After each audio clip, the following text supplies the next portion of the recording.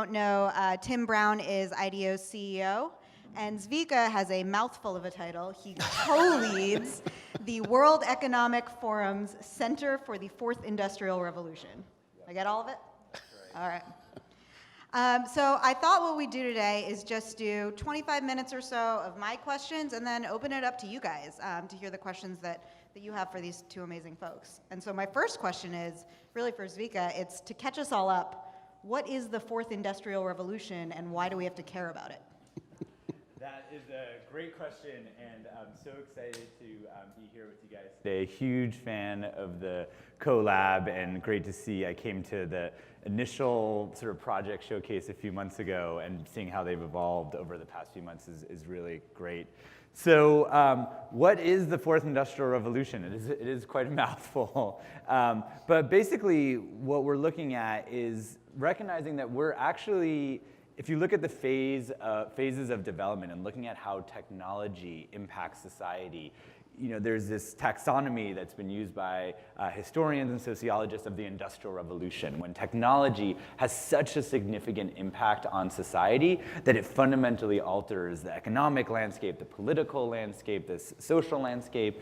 And so we've been through, most historians agree, through three subsequent technological industrial revolutions. The first industrial revolution, which was really about steam power and automation. The second industrial revolution was about electricity, about assembly lines, about factories. And the third industrial revolution is what's often called the digital revolution or the computing revolution, where we had semiconductors, where we had personal computers, where we had the advent of the internet.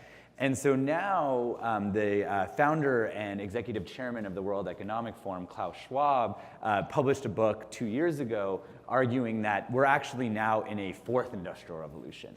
And I mean, for folks who get angry about these kind of things, it created a bit of a controversy. And that not everyone agrees that we're actually in a fourth industrial revolution, because because the argument that Klaus was making is that we're taking a lot of the advances that happened in the computer revolution, we're seeing them now being transforming society in a completely different way. That this is actually a whole new order of scale from what we saw in the third industrial revolution. And so to answer your question, well, what is the fourth industrial revolution, or what would we say are the hallmarks of the fourth industrial revolution, is that what differentiates us from what we've seen in the computer and the digital space up until now is the speed, scope, and scale, and then I would also say interconnectedness of technological change. That technology is changing so exponentially fast over the past few years, and particularly in the years ahead of us. Everything from how much it would cost to sequence an entire genome, being in the hundreds of thousands or millions of dollars just a few years ago, to now for under $1,000 and even significantly less than that, you can sequence your own genome and in a couple of hours as opposed to a couple of years. I mean, the speed is remarkable of how much things are changing. The scope and the scale, meaning how it's impacting our lives, how technology is leaping off the screen into almost every aspect of human interaction, how we live, how we work, how we play, how we engage with one another, how we engage with the environment, in many ways what it means to be human. And then to me, what's really exciting is, which presents both opportunities and challenges, is how these technologies are intersecting with one another, that it's no longer these standalone trends. And I think that the CoLab really exemplifies that when you have the intersection of blockchain and autonomous vehicles, or you have the intersection of 3D printing and precision medicine, where we just recently had scientists successfully print the first 3D printed mouse womb where they actually were able to give birth to a child in a womb that was 3D printed. I mean, that is science fiction happening today, or where a lot of companies are looking at how can we use DNA to actually store data, human DNA as data storage platform. I mean, that is also sort of a remarkable reversal of technology in the service of human health. Now we've got sort of humans in the service of technology. We're really approaching matrix levels of humanity, and so the intersections of these technologies are presenting both opportunities and challenges. And I'll pause here, but just to sort of put in a placeholder to say the impact on society is tremendous. And maybe as we get into the conversation, we should talk a little bit more about not just the opportunities of these technologies, but how society is increasingly being challenged as these technologies unfold. That's a great lead into my next question, which is for Tim, which is, Tim, IDEO is one of the founding members of the WEF Centers for the Fourth Industrial Revolution, and I have a question that relates to what is the impact going to be for society, which is, why does design belong in this conversation? And why are we talking about design as a part of this conversation? I mean, I think you can think about that at multiple levels. I think of design being the process through which we shape the world we make. And if we're making a new world through these technologies, and we don't want to just have it end up in some sort of serendipitous set of outcomes, then we have to design it. Simple as that, right? So design belongs. Design in its multifaceted forms belongs in the conversation, because I don't know how else we shape it in the way that we meet our needs, the needs of us as individuals, and the needs of society. So I think that's why it belongs. And what excites me about what the CoLab's studying, what the Center for the Fourth Industrial Revolution, we have to figure out a shortened version of this, dude. Well, C4IR doesn't really work either. It doesn't work either. We have to figure it out. Anyway, we could add up all the extra time we used to just name the name and what we could have applied that to. Well, you must be well up into the hours, if not days by now. What excites me about both of these, and why we're so committed to both of them, is that we're really talking about the reshaping of societal systems. We're no longer talking about just, even though it continues to be important, the reshaping of individual institutions, whether they be companies or governments or NGOs or any other kind of organization. We're talking about the reshaping of societal systems, because these technologies are reshaping these systems anyhow, right? They're disrupting them, connecting them, offering completely new ways for them to work. I mean, distributed web blockchain is a great example, right?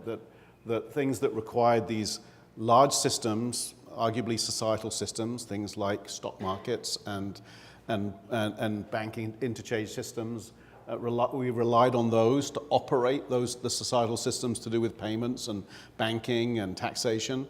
These technologies offer completely different ways of doing it, so they're reshaping those systems anyway. So we ought to be thinking about how to reshape them to meet our needs, right? And I think what we're doing, how we're doing that from the CoLab perspective, is as Matt just described, is by thinking about these disruptive technologies through the lens of use case, of what human beings might need, but at the same time with a focus on, well, what might turn these solutions into sustainable and viable things in the world, in the form of businesses, ventures, whatever they might be. What Zvika's team and all of the partners at the center are doing is thinking about, well, what does that mean from a kind of regulatory policy making? How do we set the context for all of these things to happen? I mean, we can all see the tensions between old regulatory systems that are no longer fit for purpose. There's another societal system that's not fit for purpose, and these new technologies. And so what's I think remarkable and important about what the center's doing is trying to get ahead of that and start to think about new ways to think about policy making and regulation, and what the implications of these technologies are going to be on regulations and policy making at a national level and at an international level. Definitely. One of the things you guys have done with the center is bring in a lot more voices into the room at the earliest stages of policy conversations. Can you talk a little bit about why we're doing that? Policy has historically, and regulations have been sort of a backwards-looking thing. Like this happened, let's put into place regulations that might prevent it.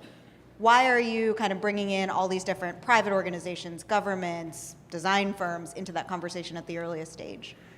Yeah, I think that there's a few reasons. One is that, before I joined the World Economic Forum, I worked for the US government and for most of my career, and most recently I served as our ambassador to Silicon Valley. I worked for the US State Department, and the US government really does see Silicon Valley as a foreign country in many ways, and equally, if not more influential than on the global stage than most countries to which we have full embassies. And of course, there are people who think sophisticatedly about technology in the U.S. government, internationally, but I would say, on a whole, painting with a broad brush, from both my experience across the US government, but also with my foreign counterparts in countries around the world, the attitude towards technology tended to be, technology is something that just happens, and then it's the job of governments to respond to the impacts of that technology after it happens.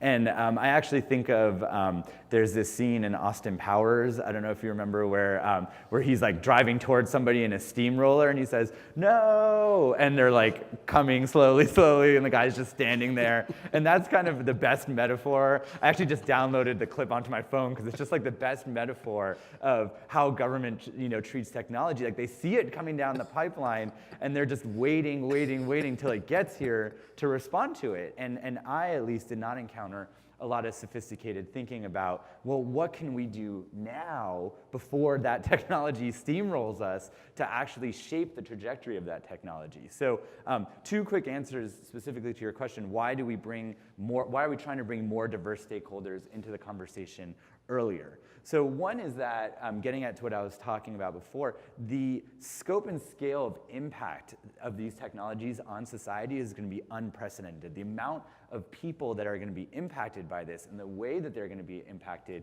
is so much more significant than it's been in the past. We need to have their voices in the conversation. And so that's people in emerging markets, people in countries that might be leapfrogging systems that we've had here in the US, looking at how technology might exacerbate income inequality, which is a huge problem around the world, looking at issues like privacy and looking around data ownership and data usage rights. All of these questions are things that are, it's basically impossible to get away from all of the implications of these technologies. And so we need to have a more diverse group of people in the conversation because the impacts are so much more diverse and far-reaching.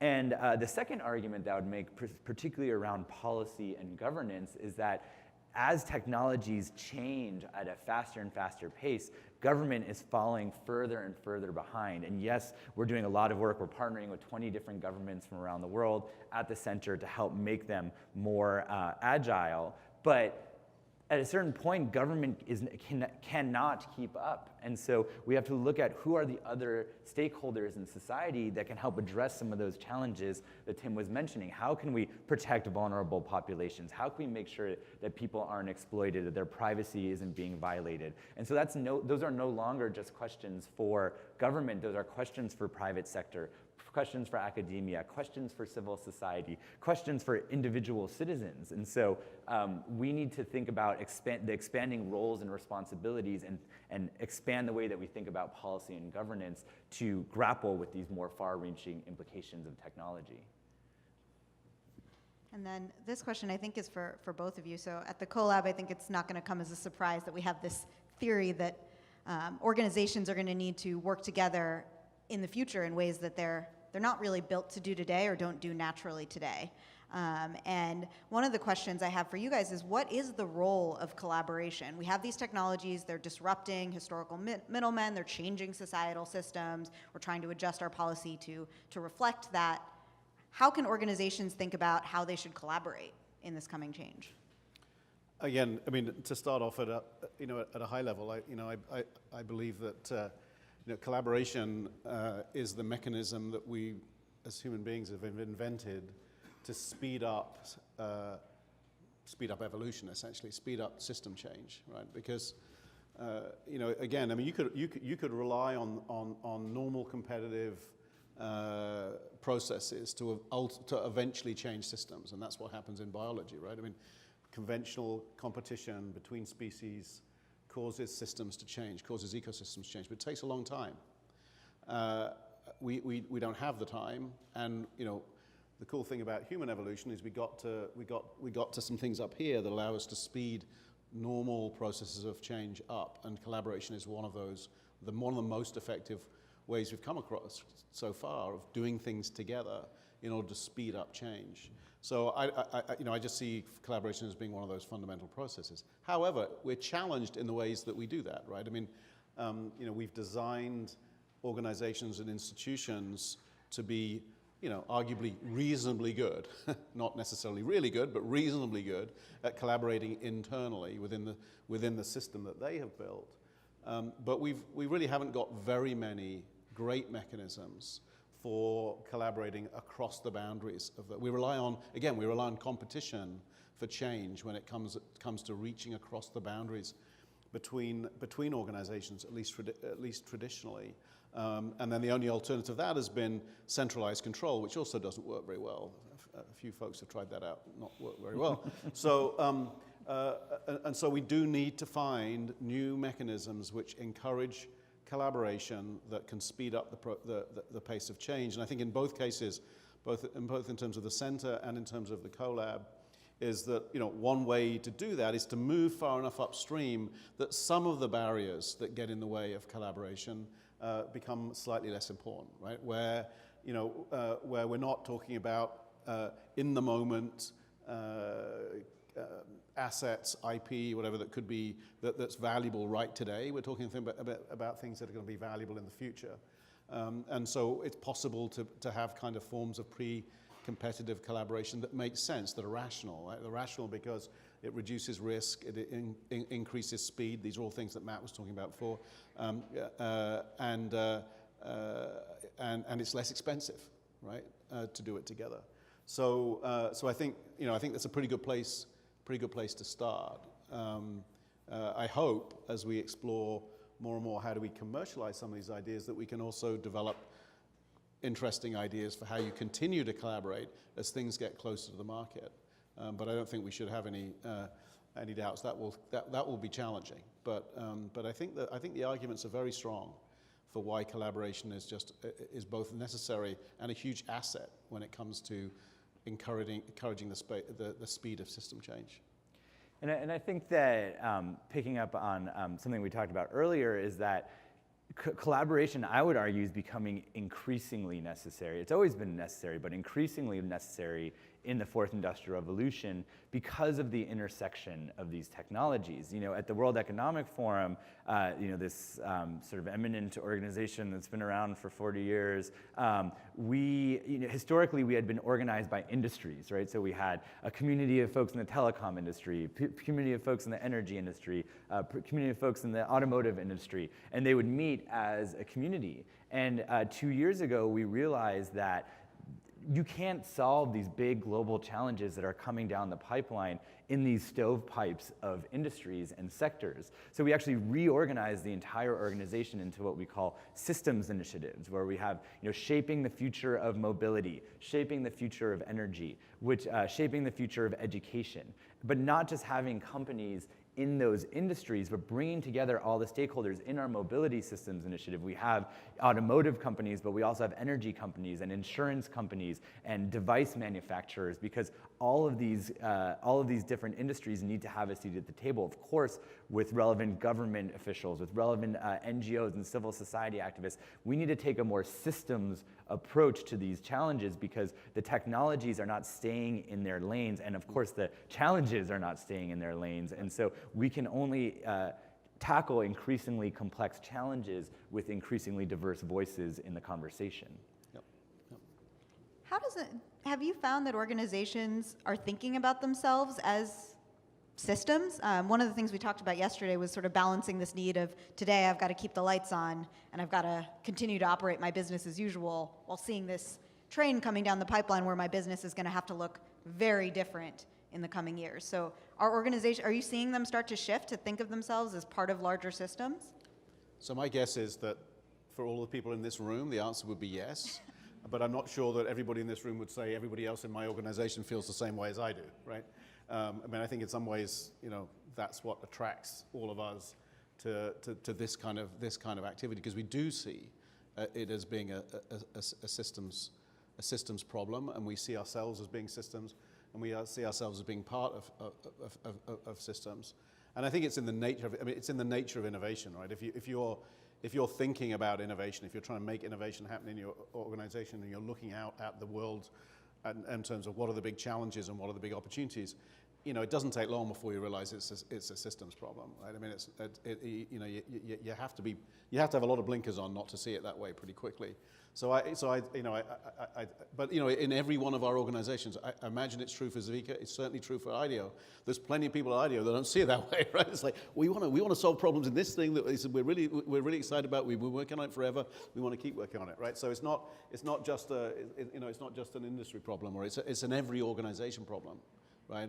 And that's part of the complexity of modern organizations, is that we need to be able to stretch across generically I would call the sort of operational fitness of the organization, between that and what I would call the kind of creative fitness of the organization, or sometimes to use the term creative competitiveness. I think what we're interested in at CoLab is increasing the creative competitiveness of all of the organizations that participate, IDEO included, and I think there's a relatively large deficit generally in organizations when it comes to the levels of creative competitiveness or the levels of creative fitness that we need to thrive in a faster and faster changing world.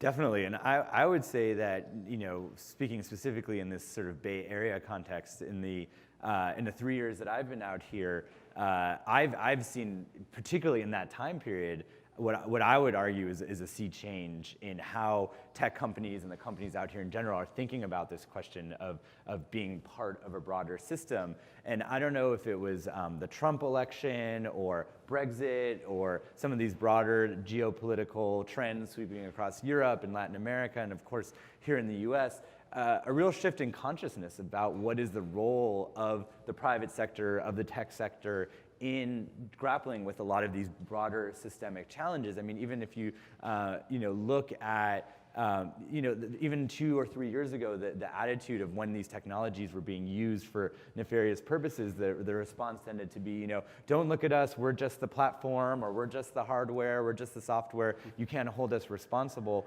for how people around the world are using our technology, to a recognition that if technology is going to be seen as part of the problem rather than part of the solution, then their business models are going to be in the crosshairs. I mean, in our election in the US last year, the boogeyman was trade, and trade is costing us all these jobs. But for those of us who are in this part of the world, we know that actually a lot of job loss is really being driven by automation, by AI, by big data, a lot of these trends that are making a lot of yesterday's jobs more obsolete. And we need to be proactive and in thinking about these things. And I think that companies here in particular, I've seen a real shift in the past year or two to a willingness to be engaged in those issues. And I think particularly as government, I'll try not to get too political here, but as some governments have sort of stepped away from a lot of the issues from engaging with some of these big systemic challenges, companies are realizing that actually they need to step into that gap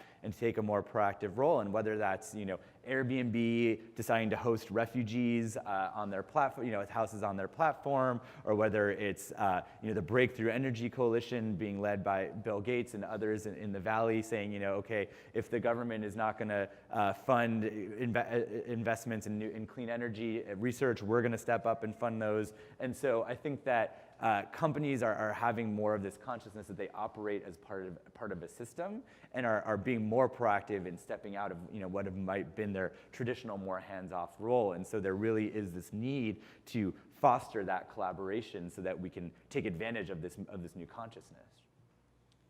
So, Fourth Industrial Revolution, it's going to happen, right? It's happening. Right? It's happening. Can't stop it. We'll be on to the 5th before we know it. Yeah, I know, right? We'll be back here next year trying to figure out what the 5th one is. Is it something where you guys foresee, there are going to be winners and losers here? And are there characteristics of how we should be organizing ourselves to sort of meet that coming change? Well, I would say yes. There are currently winners and losers, and that divide I think will widen. And I think that we can think about that on a societal level, and we can think about that on a sort of individual company and how companies need to be thinking about this. And so, just to give an example from sort of each category, employment is a really big issue. And I was just talking about the future of jobs, and for a while there was this narrative that technology is killing jobs, but at the same time it's creating new jobs, and that argument has actually been true for the previous 3 industrial revolutions. There was a little bit of disruption on the graph, for the first few years after that revolution, but that it really evened out in the end. And so people just have been operating under that assumption for this 4th industrial revolution. But there's been a lot of new research that's been looking at the past few years of this 4th industrial revolution and seeing, well, actually that's not necessarily the case. There's a really groundbreaking paper that came out from MIT and BU a few months ago that showed, well, that assumption is not actually the case. And even to the extent that it may be true, first of all, the types of jobs that are being created are not the same as the type of jobs that are being lost. So that's no consolation to the people that are losing those jobs. And the places where jobs are being created is different than the places where the jobs are being lost. So it's not going to be this magical equilibrium. And a second point that I'll make for companies that are thinking about, well, how do we thrive in the 4th industrial revolution? I think it's about going beyond sort of the zeitgeist and the hype around some of these technologies and thinking not about incremental change, but exponential change. I mean, I think blockchain is a great example, and we're going to talk a lot about blockchain later today, and I think the CoLab is a great example of this. So when I worked at the State Department, I wrote the US government strategy around blockchain and distributed ledger. And right now it's like blockchain is the solution to everything. It's like, got a problem? Blockchain is the answer. And I think that there are certainly ways in which you can use blockchain. But what I often say to people is like, why are you using blockchain? You could use a Google spreadsheet, and it'd be a lot cheaper and a lot easier than using a blockchain, right? And so it's not just taking the latest trend and throwing it at something that you're already doing, but unpacking that trend and saying, well, what new capabilities does this unlock? What new universes does this open for us? And how can this technology be truly transformational rather than just an enterprise efficiency? And so I think that that's the CoLab really embodies that. And what we're looking at the center is, okay, if these are going to be the business models of the future, how is that going to impact society? And how can we help create the policy and governance to maximize the benefits and minimize the downsides of that? Yeah, I mean, I just build on that a little bit, which is, I don't know, we certainly don't know all the answers yet as to who the winners and losers are going to be. Obviously, I mean, most of the winners haven't even been created yet. Let's face it. I think Gavin is going to talk about it a little bit later, but the winners from the 3rd industrial revolution got built by the 3rd industrial revolution, right? They weren't around beforehand, with the possible exception of IBM, right? And so there are many of them are going to be new organizations. Many of them are going to be organizations that are successful today. So I think but we don't know who they're going to be. So I would say it's more important to figure out what are the right questions we should be asking, and to sort of follow on from what Zvika was talking about, we do tend to focus a lot on the what. What is going to cause people to win and lose, right? But I think it's just as interesting to ask the question of the who and where, right? So who has the needs of the future, or what, or how are those needs expressed, which are going to create the big new opportunities? Who are they in terms of emerging markets or different aspects of society that we may not be serving as well as we might today? Because it's often those. We talk in design all the time about latent needs. What are the needs we don't even know we have yet? Well, you've got to look in the places where nobody's looked before. And that includes where. I think many of the most interesting ideas that are emerging from the 4th industrial revolution are emerging in markets a long way away from here. Whether it's the use of mobile money in Africa, or some of the things that are happening in China today. So I would say we have to get even more globally connected. We have to get even more willing to go and kind of lift the rocks at the edges of the markets that we think about today. So asking the right questions is every bit as important as about the who and the where as every bit as important as the what. And I'll just give another example of that. We're running a pilot project with the government of Rwanda around drones. Rwanda has decided that it wants to become the drone hub of Africa, if not the world, and has really opened up their skies to free use of drones. And many startups, even those in the U.S., are moving operations out there to take advantage of this. But now we're working with the UN and with Rwanda around creating a policy and governance structure to make sure that the drones are not flying into commercial aircraft and other unintended consequences of this open skies policy. And what's interesting is that we had a meeting recently with the FAA, the U.S. air regulators, and they were saying, oh, we'd love to be involved in that pilot project because we want to learn from what Rwanda is doing. So, so that we can think about how we can do that in the U.S. So like, what an incredible concept. Take a step back and think that the U.S. FAA wants to learn from Rwanda on how to regulate drones. And so this is a whole new world that we're entering, and we need to look broader in order to learn those lessons. Yep. Awesome. I think I'm going to open it up for questions from the audience. I'm sure you guys have some things that you want to hear from these two on. Hi. Thanks for the insightful thoughts here. One of the questions that I'm curious to hear your perspective on is the change now is really digital, really Moore's law, and that is exponential versus sort of the human mind. To me, I think is sort of linear, right? So there seems to be a chasm here between how fast we can absorb and adapt. I mean, if I look at a lot of these ideas versus how fast the technology is changing, which is exponential. So that chasm, it seems to me, is sort of creating a place where not a lot of people can sort of connect these two. There are not a lot of individuals who have the mental ability. So if you look at Musk debating with Zuckerberg versus, I forget the other gentleman's name, about what will happen here. What are your thoughts about how that gap is going to be navigated? How do we as a society navigate that increasing gap, because Moore's law still seems to be sustaining what's, it still is holding its own. So I don't know, does that question make sense? It makes sense. It's a difficult one to know how to answer. I mean, one thing that occurs to me is that while clearly the adaptation of our own individual intellects is pretty slow, right? I mean, and arguably, it just points back to why our education systems are so important, because that's where we get to adapt them fastest, rather than the biological adaptation of our brains. And so, I don't think it shouldn't be any surprise that so many people in Silicon Valley, for instance, those who have been successful, refocus their philanthropic energies around education, because it doesn't take long to realize that without that, we've got no chance of having people move into these new jobs. So that will be, that's one sort of thought that I would have. The other is, the interesting thing is there is an exponential change that's going on around the human mind, and that's our ability to connect human minds together.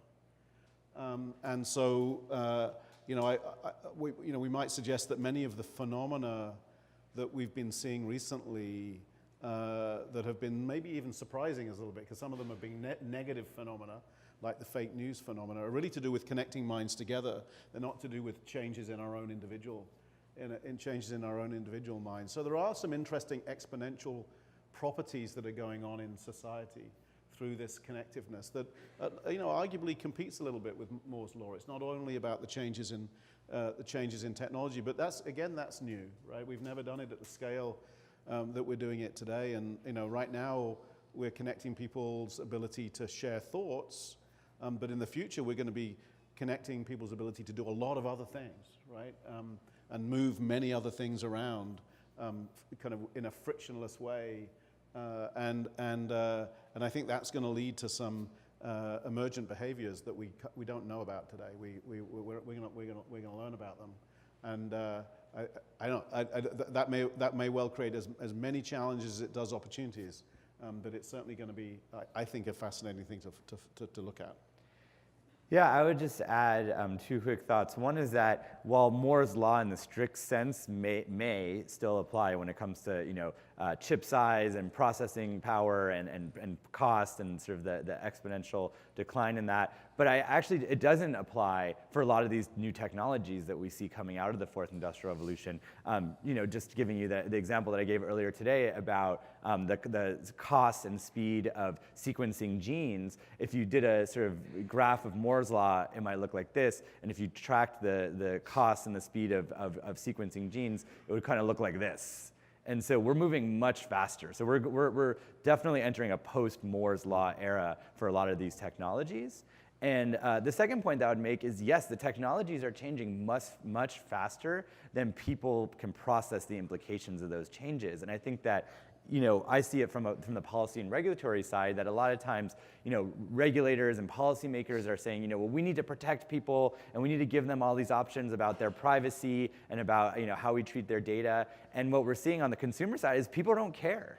Like I was talking to a big tech company, a big social media platform, their head of policy a few weeks ago, and they were saying that there was one of the government agencies required them to create this dashboard where consumers can see, how is my data being used to drive which ads are being shown to me, right? So that I can decide, so I can correct that data and see which parts of my data actually go into that ad serving process. And so they spend tons of time and money and energy to comply with this regulation to create this platform for consumers, and basically nobody used that platform. No consumers actually went on. Great sort of human-centered design sort of experiment, in action, in the sense that people are thinking about privacy and how their data is used in a sort of one might say early fourth industrial revolution mindset. We're like, yeah, who cares? You can have access to my data. I get free stuff, but they can't comprehend how the way their data is being used today, and particularly in the next few years, is going to enter all sorts of different areas of how they live their lives and have really monumental changes and implications on their privacy and everything from their credit scores to their families and their relationships. And so companies have this moral responsibility to say, well, even if consumers don't care, do we have a responsibility to act ethically with how we use their data? And a lot of times I'll say, well, if the customer, you sign that sort of terms of service agreement that everyone just sort of scrolls through and clicks accept at the end, and it's like, if customers don't care, then why should companies care? Or let me frame that, should companies care? So I do think that gap between how fast technology is changing and how the average citizen can keep up with the implications of that presents some serious moral, ethical, and even practical questions for people across all sectors. And arguably, though, it's sort of, I think it's interesting because it's not dissimilar to the state that we were in with the first industrial revolution, right? And it was actually a set of enlightened companies that started to realize that they had a role, for instance, to educate their workforce or to provide health care. Things that happened in the late 19th century that most companies weren't thinking about, governments weren't in general thinking about, but it was a set of enlightened companies, whether it was Krups in Germany or some other companies here in the US, Unilever, who whoa, something's going on. I love these California state alerts. Everybody got it. Like, this is the fourth industrial revolution. Yes, exactly. Well, wonderful. That's cool. We carefully staged that. Yes, good example. Yeah. All right, I think we have time for one more question, and I saw two over here. Absolutely fascinating this morning. You talked about the idea of companies doing a lot more collaboration with each other, and one of you coined the term creative competitiveness. If I fast forward that a few years, I actually see a mild disruption in the way corporate structures operate today. Do you have any thoughts on that? This is your topic, not Yeah. mine. Well, I mean, I think that there is this increasing ethos of collaborate or die, right? The sense that if you stay siloed in your particular sector or in what you already do well, then you're going to miss the wave of how these sectors are intersecting with each other. And so I think that you see companies, either moving towards this consolidation model or this, breaking up companies into different divisions. And so I think that there's either this imperative for external collaboration, which we see sort of exemplified here in the CoLab, where companies need to be working with each other in order to see what's coming down the pipeline. But I also think within organizations, and of course IDEO does this on a daily basis with the companies they work with, that you need to break down silos within companies, because you need to understand how what's happening in this side of the company might impact that side of the company, because you need to see these intersections coming down the pipeline rather than before it's too late. So I think that, to answer your question, I think the companies that are forward-leaning, or the companies that are going to be successful, are the ones that are going to be rethinking, well, how can we change our structure internally and externally to accommodate for that? And the ones that will be, let's say, less successful will be the ones who will sit back into that complacency. And I think we're only just developing the discipline of collaboration, if you want to call it that, in the way that if you think about all the work that happened in the last 50 years around the discipline that's associated with quality and operational efficiency within organizations, whether it was driven by organizations like GE or Toyota or whoever, who developed very clear disciplines around how you improve manufacturing lines or how you improve operational efficiency in organizations. Those same disciplines, when it comes to collaboration, both internal and external, are only just emerging. And I see one of the roles of the CoLab to be help clarify what some of those heuristics are, what some of those methodologies are, so that we can learn to get better at collaboration. Today, collaboration's a kind of an open-ended, unclear experiment for many of us. In the future, it has to be a discipline.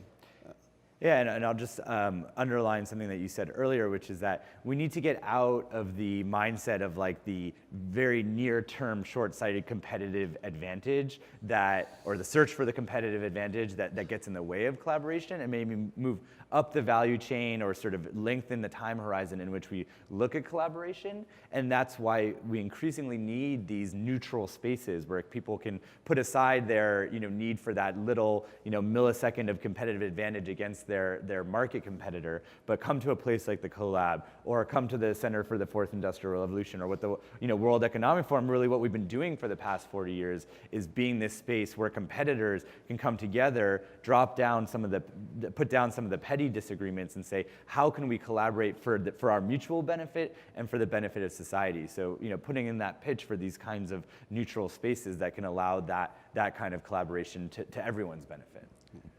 So imperative for collaboration sounds like the takeaway. So thank you, Tim and Zvika, so much for spending the time with us today. I'm going to hand it over to Matt to introduce the gallery walk. Great. Thanks, man. That's great.